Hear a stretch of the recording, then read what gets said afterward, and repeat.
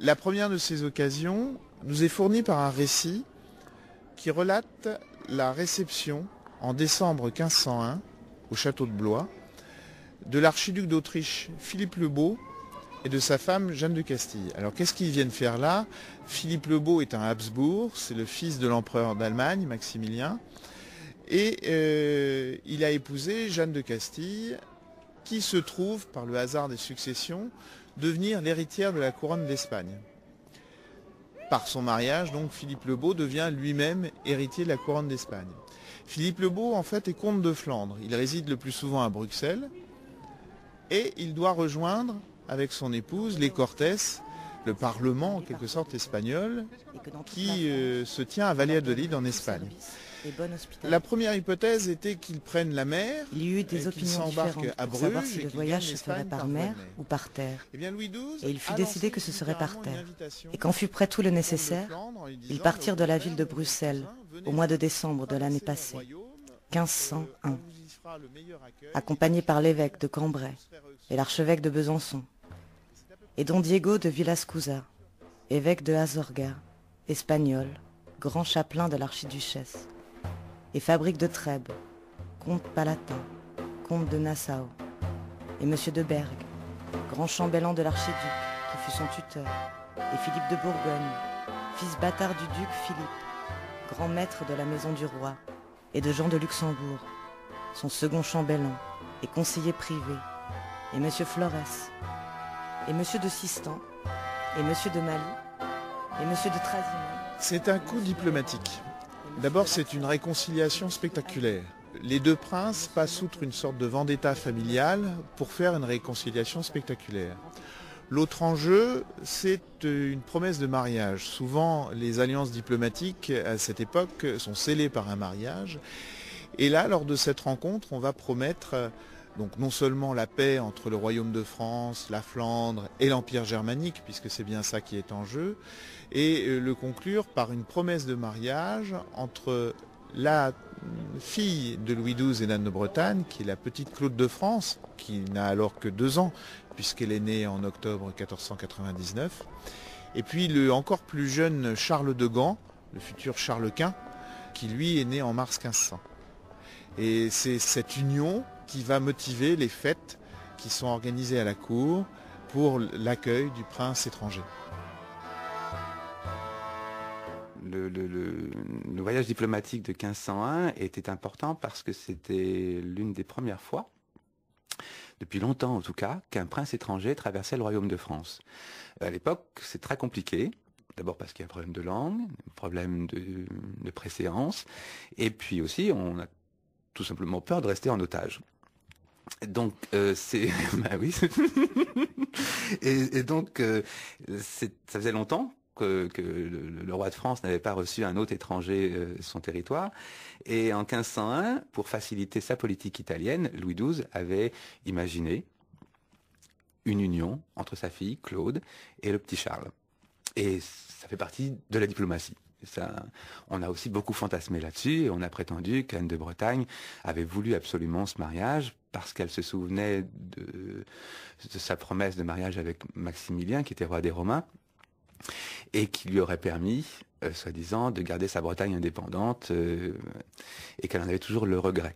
Ça, c'est une chose assez intéressante, puisqu'en 1940, 41, 42, certains partis bretons ont repris l'idée et on a affirmé finalement quelque part que Anne de Bretagne avait toujours compris que la Bretagne attachée à l'Allemagne, c'était une bonne idée, et donc certains partis pendant cette période ont fait toute une propagande pour dire souvenez-vous d'Anne de Bretagne, et donc du coup l'idée que la Bretagne puisse se détacher de la France et être intégrée à l'Empire nazi était une bonne idée aussi.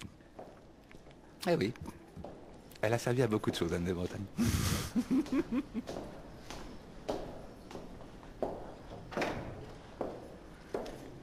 Donc nous voici au premier étage, dans une pièce d'apparat, Pierre-Gilles Giraud. Alors nous sommes dans la grande salle, l'ancienne salle des comptes de Blois, qu'on appelle aujourd'hui la salle des États généraux. C'est donc la plus grande salle, bien sûr, du château, la salle d'apparat, effectivement.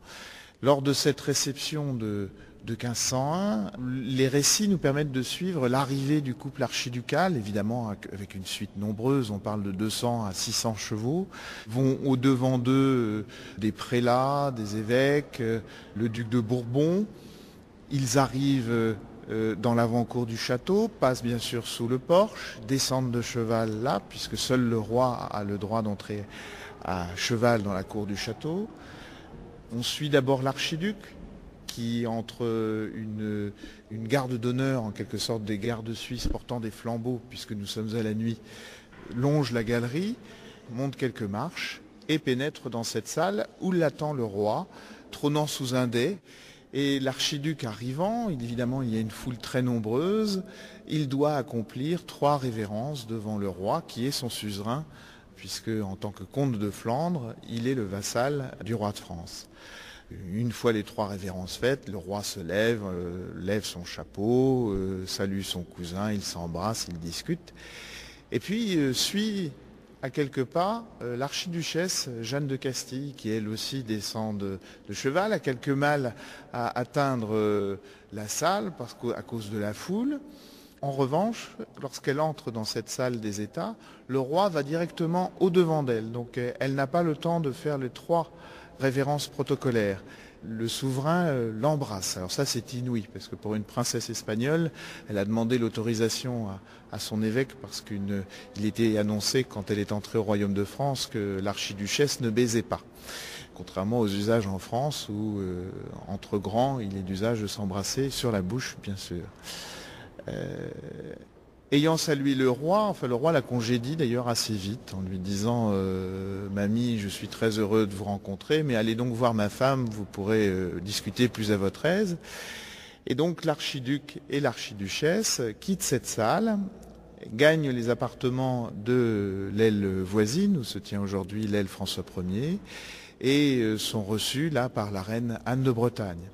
Alors l'archiduc salue la reine, l'archiduchesse se présente à son tour, escortée par Anne de Beaujeu, ancienne régente du royaume de France, donc la plus haute dame du royaume. Et puis Jeanne de Castille hésite un petit peu à faire une révérence devant la reine, et Anne de Beaujeu, la prenant par le bras, en fait l'oblige à plonger beaucoup plus bas que l'héritière de Castille n'avait prévu. On sent à ce moment-là du récit en fait une tension. Jeanne de Castille supporte assez mal d'être considérée comme une vassale inférieure à la reine de France, puisqu'elle se considère, elle d'abord, comme l'héritière du royaume de Castille, et donc voit d'un assez mauvais œil cette préséance.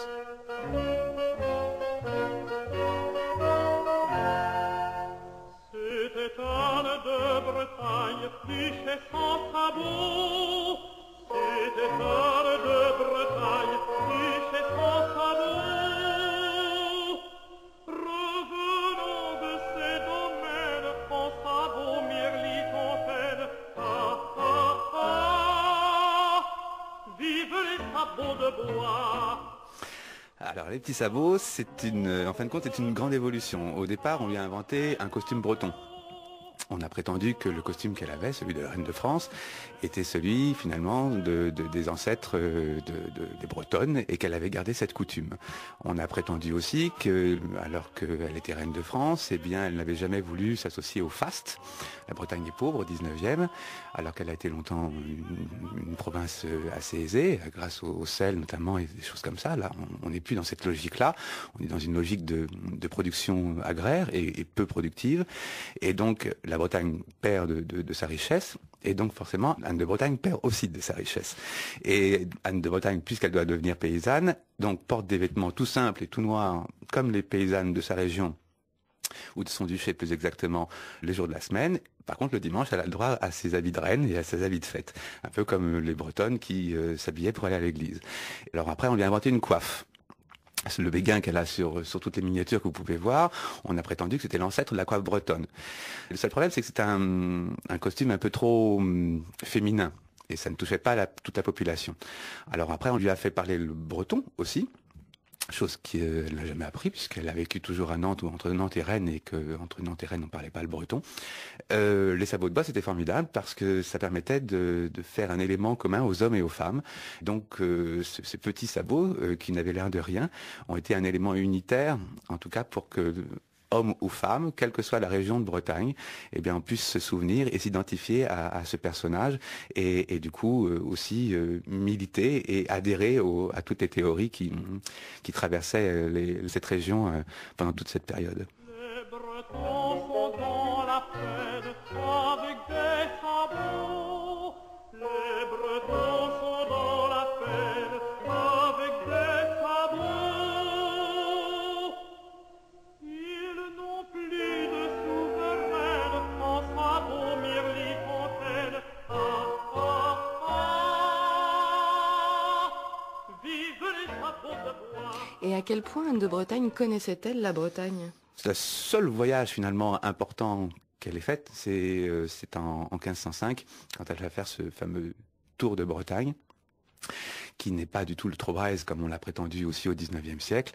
Elle n'était pas là pour s'affirmer en tant que bretonne, mais simplement c'était un voyage diplomatique qui était nécessaire pour elle afin de s'affirmer en tant que souveraine, maîtresse d'une terre, du duché, et la réaction affective qui a été elle aussi magnifiée par tous les historiens en prétendant qu'ils étaient que ces Bretons étaient tous si heureux de la revoir arriver. Enfin, elle revenait chez eux, enfin, elle revenait sur ses terres, enfin, elle affirmait son identité bretonne.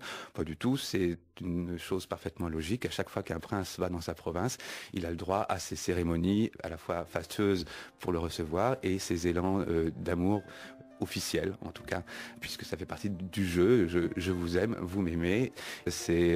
On paye même quelquefois les pauvres pour défiler. On est là pour l'applaudir. On est là pour l'accueillir.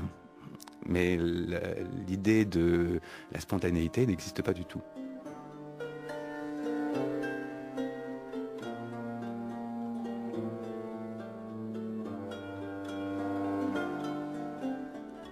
À Saint-Denis, la nécropole royale, dernière demeure d'Anne de Bretagne. Alors ça commence par un socle carré, tout ça est en marbre de Carrare, donc blanc. Sur ce socle donc, sont assises 4 vertus, les vertus cardinales, et aussi le portique. Le portique qui abrite à l'intérieur donc un tombeau sur lequel reposent les 2 transis, nus, celui d'Anne de Bretagne et celui de Louis XII. L'originalité donc de ce tombeau, c'est justement, on présente donc des personnages nus, des transis, dans toute la douleur de la mort. Si vous vous rapprochez bien, vous voyez la crispation à la fois c'est un peu comme c'est la dernière respiration avant de mourir.